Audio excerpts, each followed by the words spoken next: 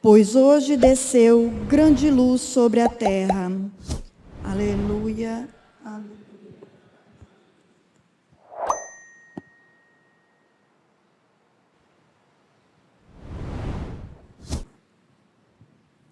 O Senhor esteja convosco. Proclamação do Evangelho de Jesus Cristo, segundo Lucas.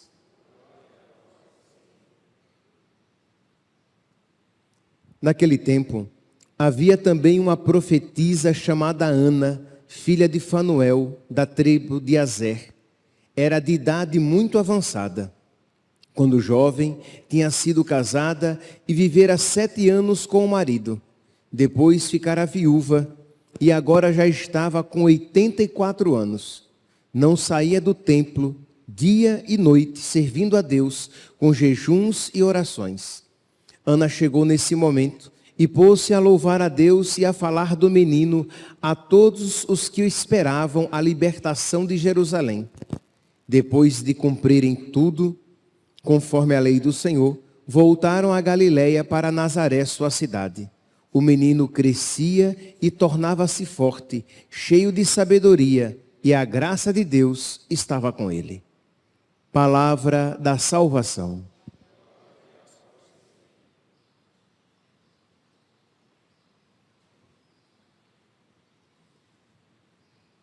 Caríssimos irmãos e irmãs, estamos ainda nas alegrias da oitava do Natal e nós somos convidados pela liturgia de hoje, de um modo particular pela primeira leitura, a ir além da contemplação do presépio, mas a lançar um olhar no profundo do nosso coração.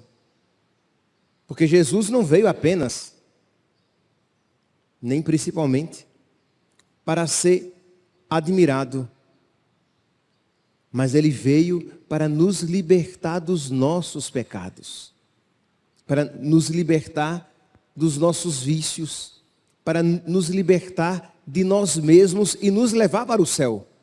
E por isso que Ele veio. Santo Agostinho, em uma homilia sua, ele diz, né?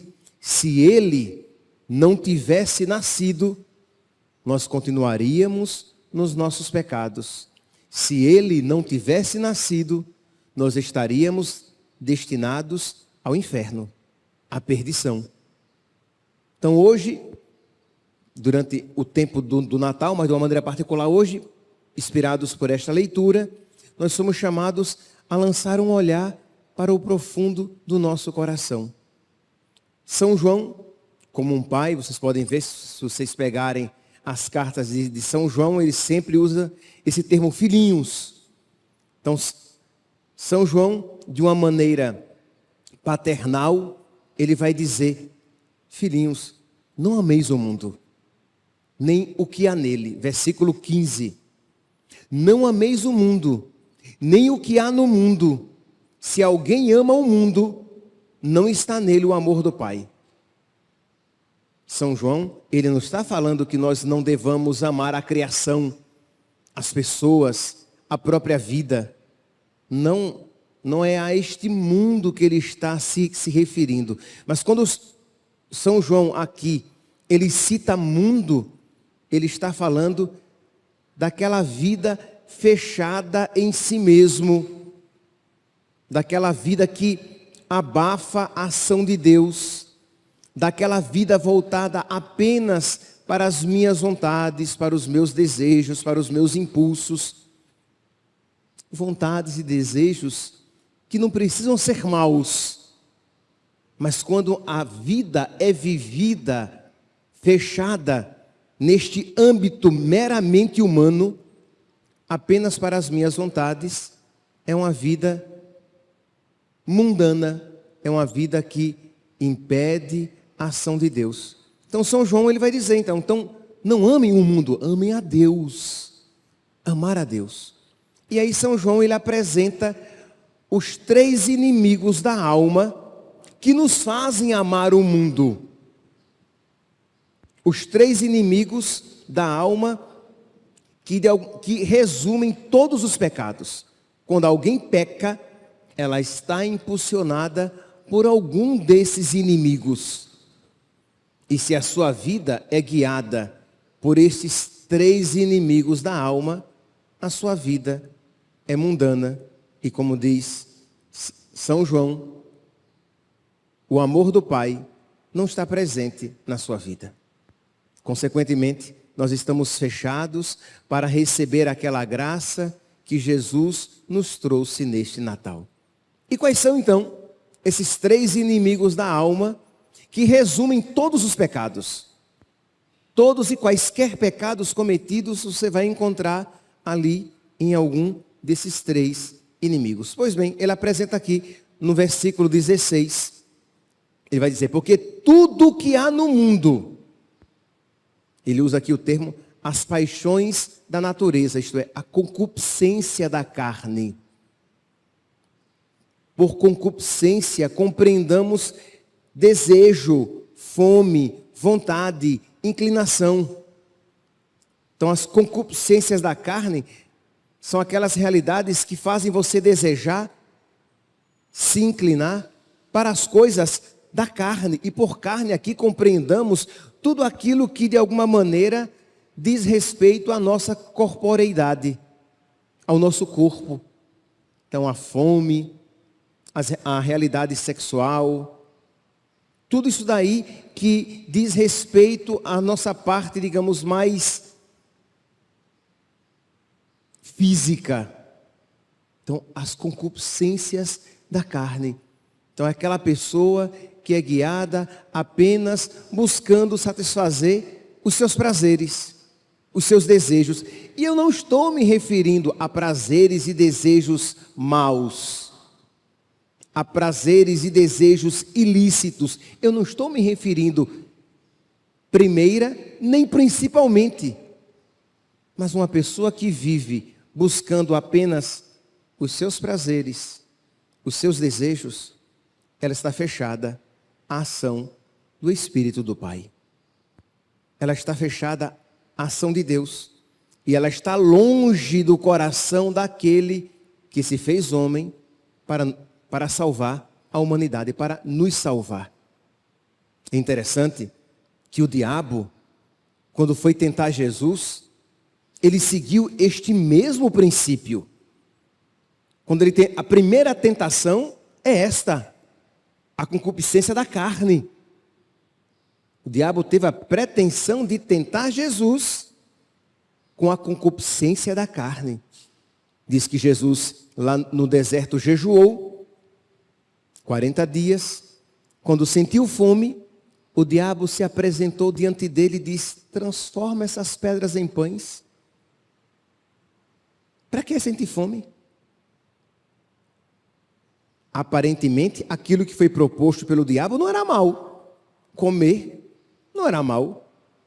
Comer pão não é pecado. Mas Jesus percebe a malícia daquela proposta e diz: não, nem só de pão vive o homem, mas de toda a palavra que sai da boca de Deus. Nem só de prazer lícito, tá? Nem só de prazer vive o homem, mas da sua amizade com Deus, da sua obediência a Deus, de uma vida aberta para Deus, e não apenas aberta às suas necessidades materiais.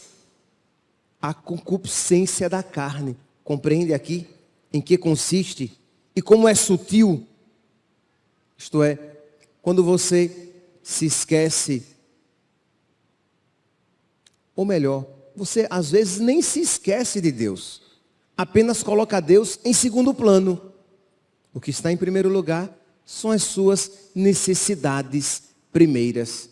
E é claro que isso vai levar você a um precipício. Você pode começar de uma maneira sutil, mas vai cair nas realidades mais grosseiras, buscando um prazer sem Deus, um prazer sem amor, um prazer em que você se abstém de Deus, um prazer que será contrário ao próprio amor.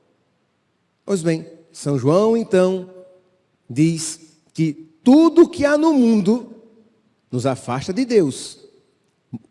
O mundo, ele está se referindo a esta realidade fechada em si. E aí ele cita a concupiscência da carne, que aqui nós iremos encontrar com o termo de, versículo 16, as paixões, os desejos da natureza. O segundo inimigo da alma, apresentado por São João, é a concupiscência dos olhos. É o desejo de ter, de nunca se sentir satisfeito com nada, de querer cada vez mais. É interessante como o diabo é astuto, né? O quanto essas realidades estão presentes, principalmente no Natal. Porque o bom velhinho, o Papai Noel, ele representa tudo isso, né? Isto é, a concupiscência da carne, a concupiscência dos olhos e a soberba da vida. Então você quer possuir, você quer comprar, você quer ter cada vez mais. Então é essa sofreguidão de ter coisas para encontrar nas coisas, naquilo que é contemplado, que é visto na vitrine, encontrar naquelas realidades a sua felicidade. Quer dizer, quando nós, meus santos, lançamos um olhar para o profundo do nosso coração, precisamos ver como é que está o nosso coração, se ele não está guiado por essas realidades. Isto é, uma busca desenfreada dessas coisas. E, mais uma vez, o diabo tentou Jesus também com a concupiscência dos olhos. Levou Jesus para um alto monte, diz: olha os reinos da terra. Tudo é meu. E eu darei a ti. Você será dono de todos esses reinos. Não é algo atraente possuir coisas, o carro, o iPhone, a roupa, a viagem, a casa, as coisas. E não seja você um pseudo-anjo achando que isso não tem uma influência no seu coraçãozinho que não é santo. Essas coisas têm influência em nós. E é importante que você ponha suas barbas de molho, mesmo aqueles que não a têm. Que você ponha suas barbas de molho, por quê? Porque se o diabo teve a pretensão de tentar Jesus, quem é você na fila do pão, né? O diabo, né? A gente sempre diz, né, que na verdade, o diabo é que para ele era tentador demais não tentar Jesus. Mas ele sabia que não ia vencer. Mas ele não resistiu à tentação. Porque ele é nécio. Deus é sábio. Pois bem, mas ele tentou. E Jesus a venceu para nos dar o caminho de como vencer as tentações, que são muito plausíveis e próximas a todos nós. E Jesus então, diante daquela proposta, de tudo aquilo que lhe foi apresentado, os reinos na terra, Jesus vai dizer, responde, e a resposta de Jesus nos mostra a nossa atitude diante disso. Adorarás ao Senhor teu Deus e só a Ele servirás. Isto é, existe uma certa adoração pelas coisas. Você se torna servo daquilo que você deseja possuir. Uma adoração do mundo, pelas coisas do mundo, e você se esquece de Deus. Mas quando nós aprendemos a adorar a Deus, o nosso coração não cai na idolatria das coisas. É algo sutil, que pode ser que você venha à igreja, que você venha até mesmo cotidianamente, mas nutrindo no seu coração aquele desejo de possuir, de ter. Você dorme pensando nas coisas, você acorda pensando nas coisas, como seria bom se eu tivesse mais. E até vai à igreja, busca a Deus, para que Ele conceda a você mais. Porque as suas orações estão sempre de alguma maneira voltadas para essa realidade, né, da concupiscência dos olhos, de você ter mais na sua vida. Diante dessa palavra, meus santos, é óbvio, né? Precisamos pedir a Deus que Ele nos conceda um coração adorador. Primeiro, um coração que saiba que nem só de pão vive o homem, mas o que verdadeiramente alimenta o homem é Deus. Segundo, que essa verdade me leve à adoração, a um desejo de Deus cada vez maior, a uma busca de Deus cada vez mais profunda e sincera.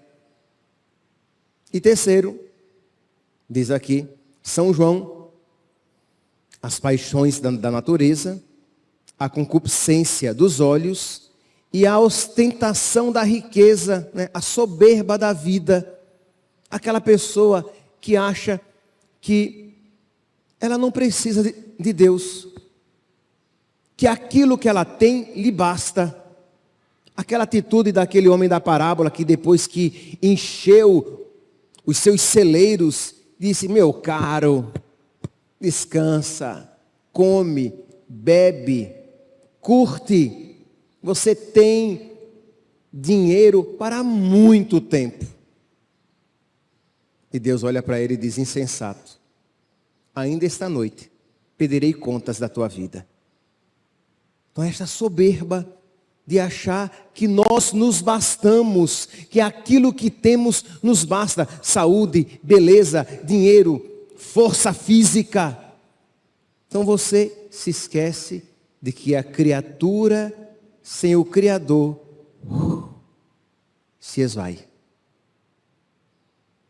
De que sem Deus nada podemos ser, fazer, ter. De que sem o bem que é Deus, nada é bom. Sem o bem que é Deus, nada é bom. Que tudo aquilo que você tiver, se você não tem Deus, você usará contra você, para a sua condenação. Seja a sua inteligência, os seus bens, a sua saúde, sua beleza, a sua força. Então Deus é aquele sem o qual nada é bom. Então isso leva você a uma humildade. Mas a atitude diferente dessa levará você à soberba. Soberba esta que ela é sutil. Você pode viver esta mesma soberba quando você acha que não precisa de Deus, ou você vive essa mesma soberba quando você acha que Deus existe para você, para servir você, para fazer as suas vontades, para atender aos seus desejos, para fazer que as coisas aconteçam segundo a sua lógica e a sua cabeça. Quando humilde, mesmo quando não compreende, ele se submete. A quem iremos, Senhor? Só Tu tens palavras de vida eterna. Nosso pai São José é um exemplo grandiosíssimo disso. Diante do mistério daquilo que lhe acontecia diante dos olhos de uma virgem conceber de Deus e dar à luz, ele se submete. José: não temas receber Maria por esposa. Ele acolhe a Virgem Maria por esposa. Percebe aqui esta humildade. E esta mesma tentação foi apresentada a Jesus. Isto é, o diabo disse: olha, você quer salvar o mundo? Você quer que todo mundo creia em você? Jogue-se daqui de cima. Porque os anjos do céu vão segurar você. Porque a palavra diz que os anjos não permitirão que o seu pé se machuque em alguma pedra. Todo mundo vai ver e vai acreditar. Imagine você caindo e os anjos descendo. Acabou. Você pulou e não se machucou. Todo mundo vai acreditar em você. E você vai salvar o mundo.